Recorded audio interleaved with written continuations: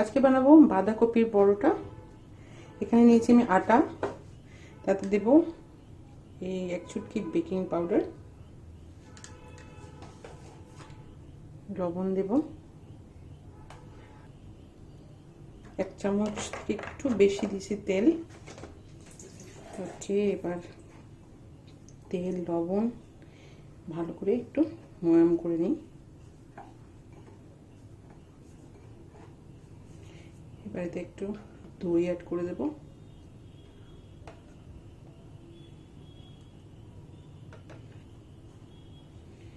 এবার জল দিয়ে আটাটা মেখে নিই।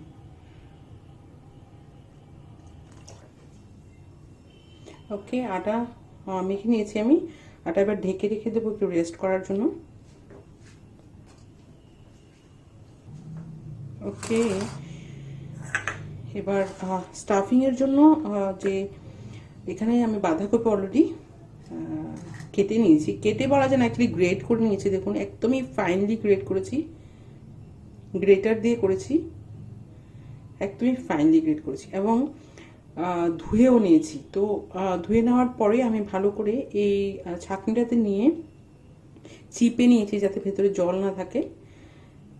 জল থাকলে আটার ভেতরে স্টাফিং করতে অসুবিধা হবে। এবার এই বাঁধাকপিকে আমি তেলে একটু কড়াইতে নেড়ে নেব, একটু মশলা দিয়ে নেব, তারপর আমি স্টাফিং করব। আর বাঁধাকপি রেডি করার জন্য এখানে একটু আদা কুচি, কাঁচা লঙ্কা কুচিও নিয়েছি। তেল গরম হয়ে গেছে, এতে কাঁচা লঙ্কা আর একটু আদা কুচি অ্যাড করে দেব।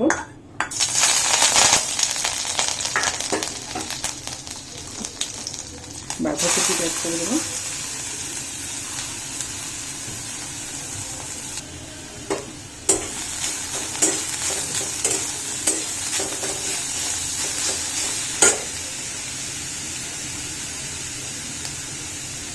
অল্প হলুদ, জিরে গুঁড়ো, ধনে গুঁড়ো, একদমই অল্প লঙ্কার গুঁড়ো, নুন।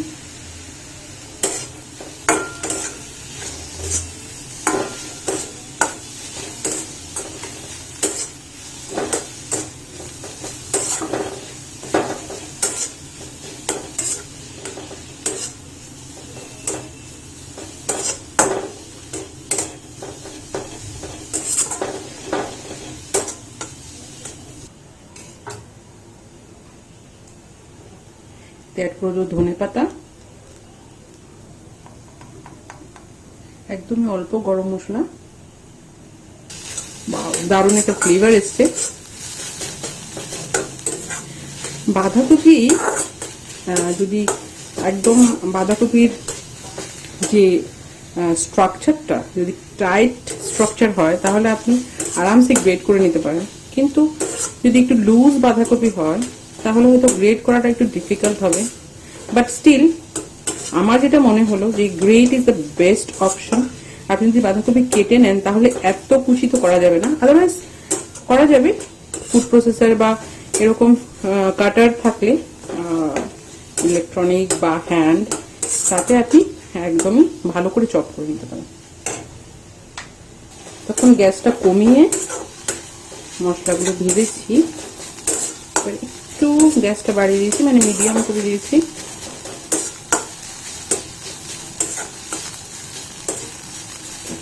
আর বেশি করবো না, কারণ তাতে বাঁধাকপিটা ড্রাই হয়ে যাবে, ময়েস্ট ব্যাপারটা থাকবে না, মানে বাঁধাকপির যে একটা জুসি টেস্ট সেটা চলে যাবে। তাই আর বেশি ফ্রাই করবো না, একটু জুসি থাকুক। এবার বাঁধাকপি ঠান্ডা হয়ে যাবে, তারপর আমি স্টাফিং করব। ওকে, আটা অলরেডি রেস্ট করে নিয়েছে। এবার লেচি বানিয়ে নেব, মানে পার্ট করে নেব আটার। ওকে, আটার পার্ট করে গোল গোল করে নিলাম ভালো করে। এবার স্টাফিং এর পালা, একটু বেলে তারপর স্টাফিং করব। আটা একটু বেশি হয়ে গেছে, সাইড করে রেখে দিই।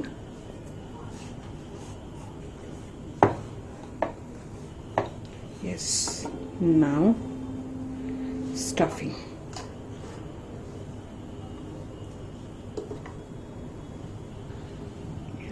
বেশি করে স্টাফ করে দিয়েছি।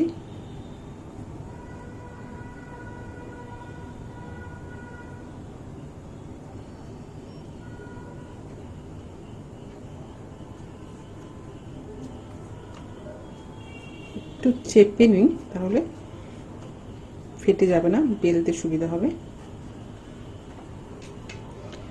একটু আটা লাগিয়ে নিব। ওয়াও, ভেতরে স্টাফিংটা দারুণ হয়েছে এবং অনেকটাই স্টাফিং হয়েছে।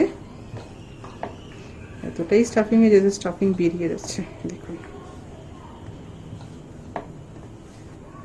ওকে, ইটস ডান। এবার চলি গ্যাসে।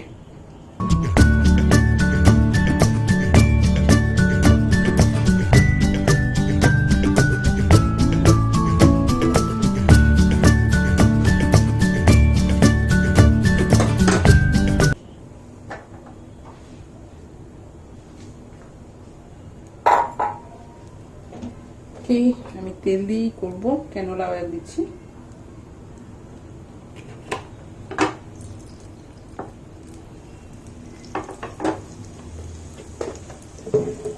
আই লাইক ঘি।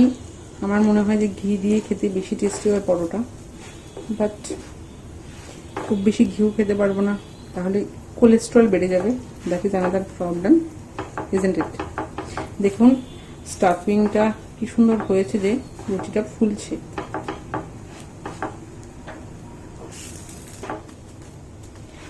পরোটা দারুণ সফট হয়েছে, যেহেতু বেকিং পাউডার দিয়েছি। এবং ওয়াও, স্টাফিংটাও দারুণ হয়েছে, দেখুন। Dinner is super, isn't it? Okay, my dinner is ready. You just see, stuffing দেখুন আপনি, কি দারুণ হয়েছে।